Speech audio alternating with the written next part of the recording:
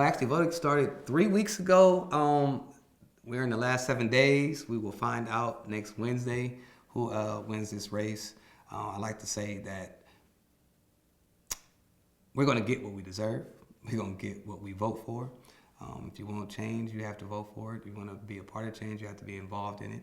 My name is Andre Hub City Dre Spicer. I am a community activist. I am a community liaison and an entrepreneur. I've been fighting for this community for years, and I just want to see us level up and take it to the next level. Vote for me. Number 4 on the ballot, District 2.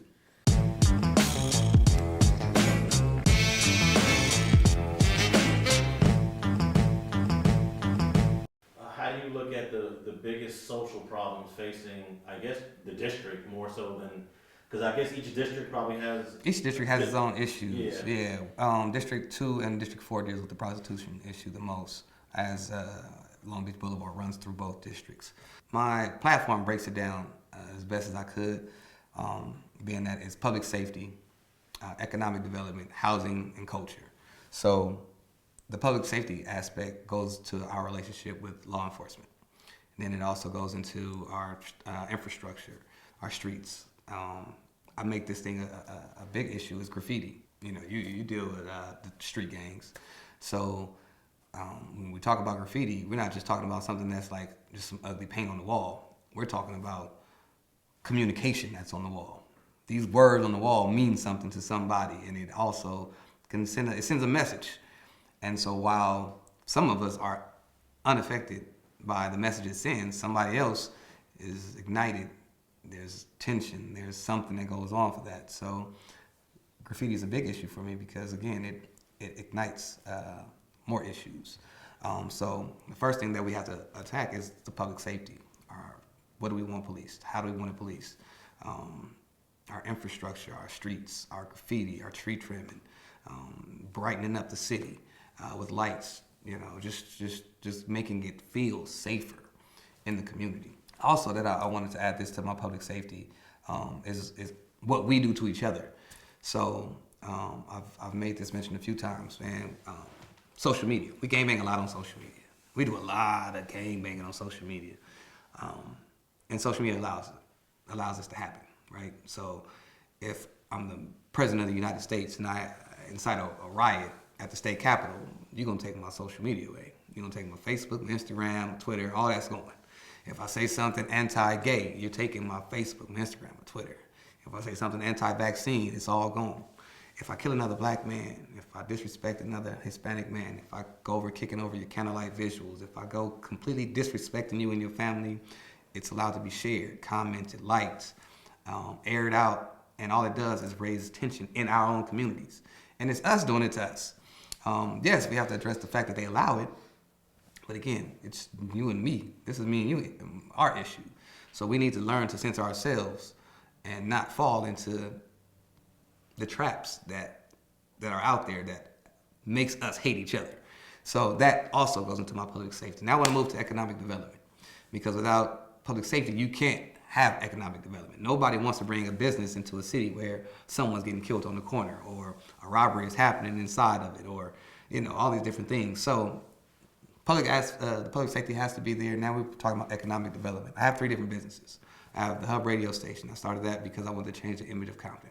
I have a water store, Waterworks. We sell freshwater, alkaline water. I want to make sure that we're not in the Flint, Michigan space.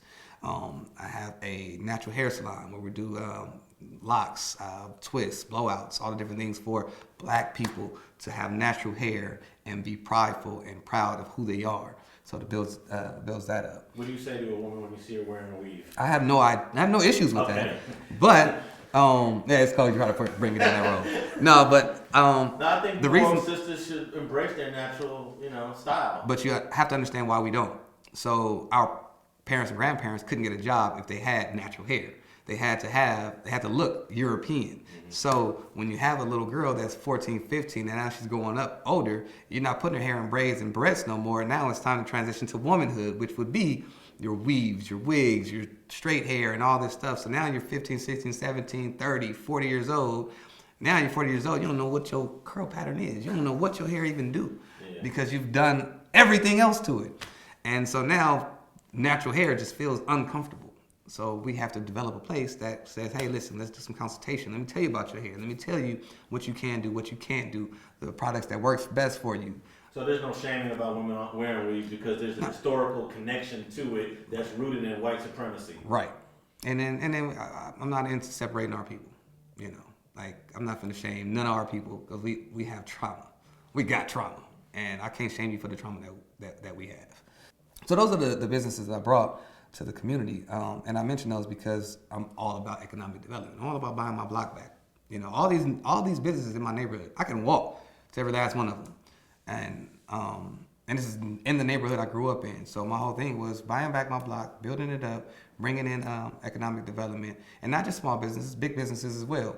Like I want Long Beach Boulevard, Compton Boulevard to look like Bellflower Boulevard, to look like downtown Long Beach. I want eateries. I want mom and pop spots. I want all these different things on the boulevard.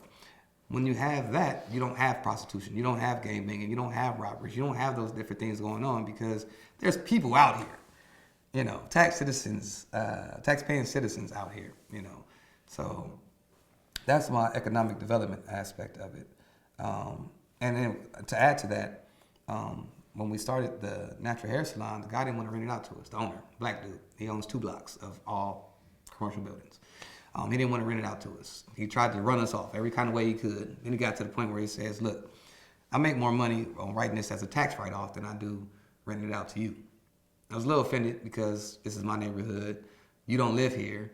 You don't see what your vacancy is doing to the community. So eventually we talk him into it, but point is, there's a lot, that mentality lives. A lot of people own property in Compton, never see it, never come check on it, can care less what happens to it. It's just a tax write-off. However, we have to deal with it. So the blight that it creates. Yeah.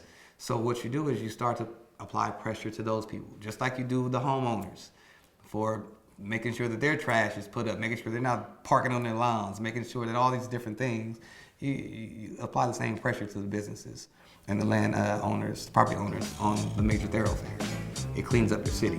That's economic development. Thanks for watching StreetTV.net.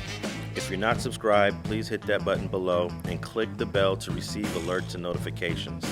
Feel free to comment below so you can give us your feedback, and be sure to watch the 2 related episodes to the right. If you want to support this platform or follow us on social media, visit the links in the description, and thanks for watching StreetTV.net.